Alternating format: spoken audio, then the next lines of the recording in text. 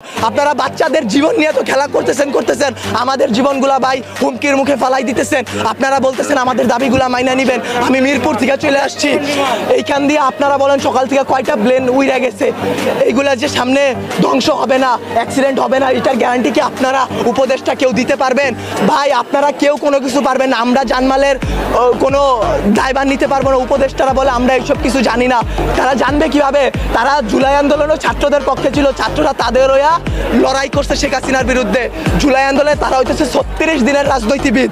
তারা 36 দিন পর তারা এনসিপি গঠন করে, তারা জামাত বের হয়ে আসে, তারা এরে মারে ওরে মারে, তারা নির্বাচন চায়, তারা এই করে তারা সেই করে, তারা বাংলাদেশের বালের উন্নয়ন করতে পারে। আমরা মুখের ভাষা খারাপ কোনো কষ্ট ছাড়া করি না। আসলে বলতে গেলে কি তারা দুনিয়ার তাদের মতো সিরা রাজনৈতিক দল আসলে বাংলাদেশে জন্মগ্রহণ করে আমরা করছি জীবন সবচেয়ে বড় ভুল। আমাদের বাপ মা করছে ভুল যে তারা এই দেশে আমাদের বড় করতেছে।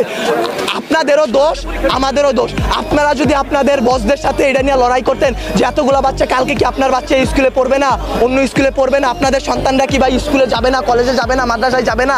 তাদের সাথে কি এরকম গ্যাঞ্জাম হইতে পারে না, এরকম অ্যাক্সিডেন্ট হইতে পারে না? আপনারা যদি এটা নিয়ে লড়াই না করেন আমরা একারা কিছু করতে পারবো না।